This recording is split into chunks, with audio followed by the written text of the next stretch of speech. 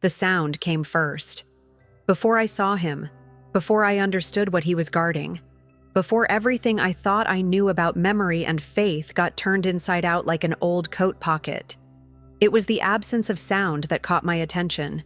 No birds singing near the northwest corner of St. Mary's Cemetery. No insects buzzing around that particular grave. Just silence, thick and deliberate, like the world was holding its breath. I'm Dr. Isabel Reyes, and I've been walking past that cemetery every evening for 3 years now, ever since I took over the small veterinary clinic on Maple Street. The routine became my anchor after Sophia died. Work until dark, walk the long way home through the wrought iron gates, let the quiet names on weathered stones remind me that grief has geography, that loss leaves markers you can visit when the missing becomes too heavy to carry alone. After losing my daughter to leukemia when she was only 7, I stopped believing in divine timing.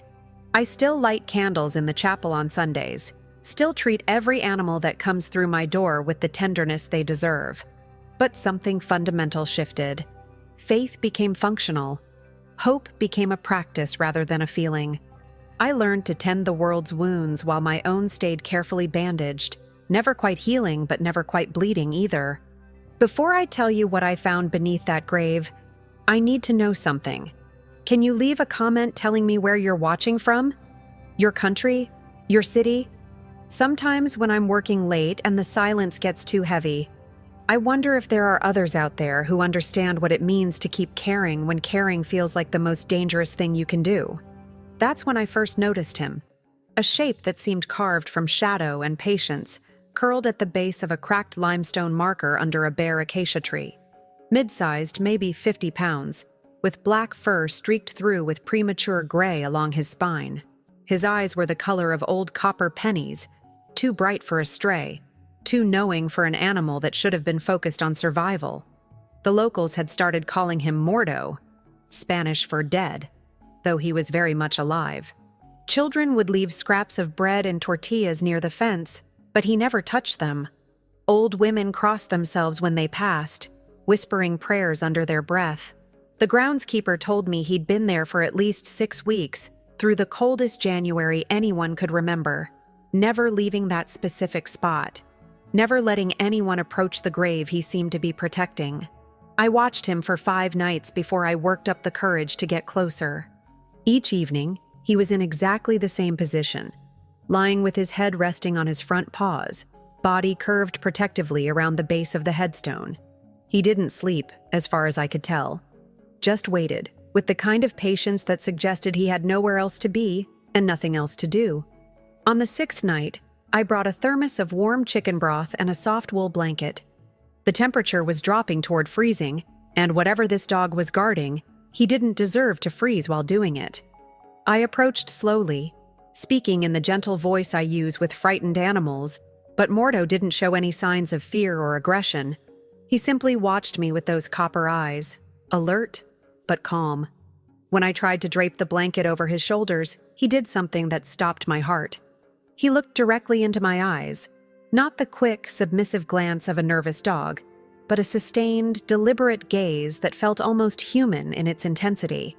Then, slowly, he lifted his head and looked back at the grave behind him, as if directing my attention to what really mattered. The headstone was old, maybe 70 or 80 years, with carved edges worn smooth by decades of weather. Whatever name had once been etched into the stone had been erased by time and neglect. No flowers, no decorative stones, no evidence that anyone living remembered whoever lay beneath.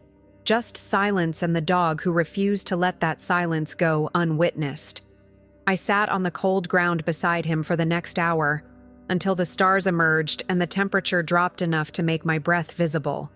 We didn't speak, couldn't speak, but something passed between us in that shared quiet. Recognition, maybe, or just the understanding that some kinds of watching require company. That night, I made a decision that surprised me. I was going to bring him home. Mordo didn't resist when I gently coaxed him toward my car, but he didn't relax either. His movements were precise, controlled, like someone following a protocol rather than a dog being rescued. During the short drive to my house, He sat perfectly still in the passenger seat, watching the road with an attention that felt more like surveillance than curiosity. At home, his behavior was unlike any stray I'd ever encountered. He moved through my house with careful deliberation, never touching anything, never exploring with the typical enthusiasm of a dog in a new environment. I set out food and water, but he wouldn't eat until I left the room, and he would only drink from a glass bowl, never the metal ones I typically used for animals. At night, he paced, always in the same pattern, clockwise circles around my living room, exactly 7 rotations before settling down near the front window. Sometimes he would sit there for hours, ears perked forward, tail motionless, as if listening for footsteps that never came, or watching for someone he knew wouldn't return. The next morning, I gave him a thorough examination. No microchip, no identifying marks, no signs of abuse or neglect. His body condition was good despite weeks of apparent homelessness. But there was one thing that puzzled me. A thin, vertical ridge beneath the fur on his chest, like a perfectly healed surgical incision. Too straight to be from an accident, too precise to be from a fight. It looked almost intentional. But what disturbed me most was his reaction to mirrors. Whenever Mordo caught sight of his reflection, in the bathroom mirror, in the glass door of my china cabinet, even in the surface of water, he would turn away sharply and emit a low, guttural sound. Not quite a growl, more like a warning, as if the image looking back at him was wrong somehow, an imposter wearing his face. And if stories like this move your heart the way they move mine, make sure you subscribe, so you don't miss the next chapter of these journeys. Because what I discovered about that grave would challenge everything I thought I knew about memory, faith, and the ways the past refuses to stay buried. The obsession began slowly, like most dangerous things do. I found myself driving past the cemetery during lunch breaks, walking through it on weekends, researching the history of St. Mary's in the town library's dusty archives. The grave Mordo had been guarding wasn't listed in any official records I could find. According to the cemetery's plot maps, that section shouldn't contain any burials at all. Local folklore offered contradictory stories. Some claimed it was the resting place of a Spanish nun who had vanished during the 1918 influenza outbreak, her body found months later in circumstances the church preferred not to discuss. Others insisted it belonged to a child from the old orphanage, born different and buried in secret to avoid questions the community wasn't ready to answer. The more I researched, the more questions multiplied. Why was there no official record? Why had the name been deliberately removed from the stone? And why did Mordo guard that specific grave with such unwavering dedication? 3 weeks after bringing him home, I decided to return to the cemetery with him. I needed to understand what drew him there. What invisible thread connected this unusual dog to a forgotten grave? Mordo seemed to know where we were going the moment I started the car. He sat alert during the entire drive, vibrating with an energy I hadn't seen since that first night. At the cemetery, he walked directly to the grave without hesitation, then stopped and looked back at me, waiting. His copper eyes held an expression I can only describe as expectant, as if this moment had been inevitable and he'd been patiently preparing me for it. I knelt beside the headstone and began digging with my hands, gently disturbing the earth around its base. The soil was softer than I expected, already loose, as if it had been disturbed recently. Just a few inches below the surface, my fingers found something hard and angular. A small tin box, rusted but intact, about the size of a jewelry case. Inside, wrapped in oiled cloth that had protected them from decades of moisture, were 3 items: a lock of dark hair tied with faded silk ribbon, a child's drawing of a woman with long braids and kind eyes, and a water-damaged photograph that made my hands shake when I saw it clearly. The woman in the photograph was my grandmother, Esperanza Reyes. Dead for 15 years, but unmistakably her. The same strong jawline, the same careful way of holding her shoulders, the same silver cross at her throat that now hung in my jewelry box at home. She was standing beside a young girl I didn't recognize, both of them in front of what looked like a large institutional building. If you're feeling this moment the way I did when it happened, please leave a like and share your thoughts in the comments. It means more than you know, because what happened that night would convince me that some secrets are too powerful to stay buried. I took the box home, my mind racing with questions I couldn't begin to answer. How had a photograph of my grandmother ended up buried in an unmarked grave? Who was the child with her? And why did Mordo seem to know exactly where to lead me? That night, everything changed. I was awakened at 3:17 a.m. by a sound I'd never heard from Mordo before. A single piercing howl that seemed to come from somewhere deeper than his throat. Then immediate silence, so complete it felt like the world had been muted. The temperature in my bedroom dropped so suddenly I could see my breath. The antique mirror above my dresser, the one that had belonged to my grandmother, cracked diagonally from corner to corner with a sound like breaking ice. And then I started dreaming while I was awake. I saw a woman in a dark habit standing beneath the acacia tree, her face obscured by shadow, but her posture unmistakably familiar. She was holding a small child whose eyes looked exactly like Sophia's had in those final weeks at the hospital. Clear and knowing and somehow older than they should have been. The woman spoke, but not in any language I recognized, yet somehow I understood every word. She was asking for something, not forgiveness, but remembrance. Not peace, but acknowledgement. The child in her arms reached toward me with tiny fingers, and I felt a pull in my chest so strong it was like being called home. When the vision faded, Mordo was sitting beside my bed, head tilted, watching me with those copper eyes. His expression was protective, like a guardian waiting to see if I was strong enough to handle what I'd been shown. The days that followed blurred together in a haze of visions and revelations.